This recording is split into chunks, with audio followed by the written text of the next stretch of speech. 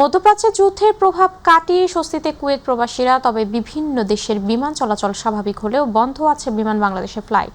বিমান বাংলাদেশ এয়ারলাইন্সের সরাসরি ফ্লাইট বন্ধ থাকায় কুয়েত প্রবাসীরা চরম ভোগান্তিতে পড়েছেন। বাধ্য হয়ে ভারতীয় খরচে অন্য দেশের বিমানে ভ্রমণ করছেন প্রবাসীরা। এতে বিপুল পরিমাণ রেমিটেন্স হারাচ্ছে বাংলাদেশ। কুয়েত প্রতিনিধি আলামিন রানার পাঠানো তথ্য ও ভিডিও চিত্রে জানাচ্ছেন তামান্না সাদিকা। গ্রীষ্মকালীন ছুটিতে কুয়েত থেকে দেশে ফিরতে শুরু করেছেন হাজারো প্রবাসী বাংলাদেশি, কিন্তু চাহিদার তুলনায় ফ্লাইটের সংখ্যা কম থাকায় কুয়েত ঢাকা রুটে টিকিটের দাম বেড়ে গিয়েছে। ট্রানজিট ফ্লাইটের ভাড়া তুলনামূলক কম হলেও সরাসরি ফ্লাইটের টিকিট কিনতে যাত্রীদের গুনতে হচ্ছে বাড়তি অর্থ।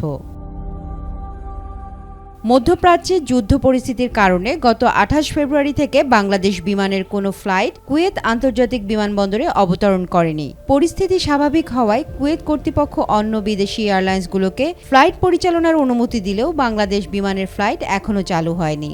এতে বাংলাদেশে নিয়মিত যাতায়াতকারী প্রবাসীদের মধ্যে চাপা ক্ষোভ ও হতাশা বিরাজ করছে। আমাদের তো বাংলাদেশ বিমানে আপ ডাউন টিকিট করা ছিল, বাংলাদেশ বিমান না আসার কারণে আমরা এখন বেশি টাকা দিয়া কুয়েতি বিমানের টিকিট করে দেশে পাঠাইছিল এবং আনতেছি। কুয়েত টু ঢাকা রুটে বাংলাদেশ বিমান চালু না থাকায় প্যাসেঞ্জারদের ভোগান্তি হচ্ছে। কুয়েত টু ঢাকা রুটে সকল ধরনের সব দেশের বিমান চালু থাকলেও বাংলাদেশ বিমান এখন পর্যন্ত চালু হয় নাই। আমাদের মতো কুয়েত প্রবাসী যারা আছি তারা আসলে স্বল্প মূল্যে দেশি বিমানে ভ্রমণ করতে পারবে। প্রবাসীদের আশঙ্কা, জাতীয় এয়ারলাইন্সের নিয়মিত ফ্লাইট না থাকলে দেশের সঙ্গে যোগাযোগ ব্যবস্থা দুর্বল হয়ে পড়বে। নেতিবাচক প্রভাব পড়বে বৈধ চ্যানেলে রেমিটেন্স প্রবাহেও। একই সঙ্গে টিকিটের দামও বেড়ে যায় কয়েক গুণ। এতে কর্মজীবী প্রবাসীদের উপর বাড়তি আর্থিক চাপ তৈরি হয়। আমরা বাংলাদেশ বিমানের নিয়মিত যাত্রী, বিমান বন্ধ থাকার কারণে আমরা বাংলাদেশ বিমানে যাতায়াত করতে পারতেছি না। অন্য এয়ারলাইন্সে যদি আমরা টিকিট কাটি অনেক বেশি হয়ে যায় দাম।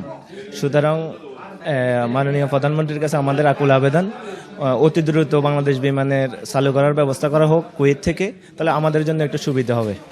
আশা রাখতেছি খুবই শীঘ্রই বিমান চলাচল স্বাভাবিক হবে এবং আমাদের ব্যবসাও আগের দ্বারাই ফিরে আসবে। এখন এই পরিস্থিতি থেকে ফ্লাইট বন্ধ থাকার কারণে আমাদের ব্যবসা বাণিজ্যে অনেক প্রেসার পড়ে গেছে।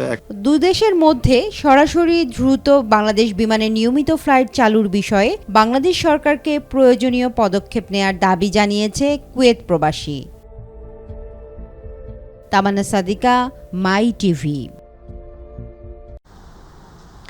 মালয়েশিয়ার কুয়ালালামপুরের চেরাস এলাকার তামান মালুরি নাইট মার্কেটে অভিযান চালিয়ে বাংলাদেশি সহ ৭ দেশের ২০০ জন বিদেশি নাগরিককে আটক করা হয়েছে। রোববার সন্ধ্যায় এই অভিযান হয়। ১২ নম্বর তথ্যে বলা হয়, অধিকাংশ বিদেশি স্থানীয়দের কাছ থেকে কাঁচা বাজার, মাছ, মাংস, রান্নার উপকরণ ও প্রস্তুত খাবার কিনতে এসেছিলেন। প্রতিদিনের মতো সেদিনও বিপুল বিদেশি শ্রমিক উপস্থিত ছিলেন। সন্ধ্যা ৬টার দিকে এসইউভি গাড়ি প্রবেশপথে ঘিরে ফেলে। আগে থেকেই ছদ্মবেশে থাকা কর্মকর্তারা অভিযান শুরু করেন। মোট ৫০০ জনের কাগজপত্র যাচাই করা হয়, যার মধ্যে ৪০৭ বিদেশি ও ৯৩ মালয়েশিয়ান ছিলেন। পরে ২০০ জনকে আটক করা হয়, যাদের ১২৫ পুরুষ ও ৭৫ নারী। তারা বাংলাদেশ, ইন্দোনেশিয়া, মিয়ানমার, ভিয়েতনাম, চীন, পাকিস্তান ও ভারতের নাগরিক। তাদের বিরুদ্ধে ১৯৫৯-৬৩ সালের অভিবাসন আইন অনুযায়ী ব্যবস্থা নেওয়া হবে।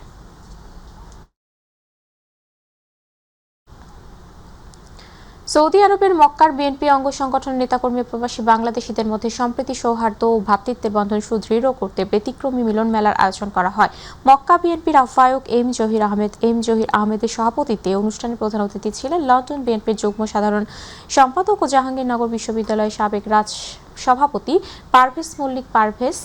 বিশেষ অতিথি ছিলেন সৌদি আরব পশ্চিম অঞ্চল বিএনপির সাধারণ সম্পাদক মনিরুজ্জামান তপন, যুগ্ম আহ্বায়ক গিয়াস উদ্দিন, মঈন উদ্দিন চৌধুরী মঈন এবং আবদুল্লাহ নাসির।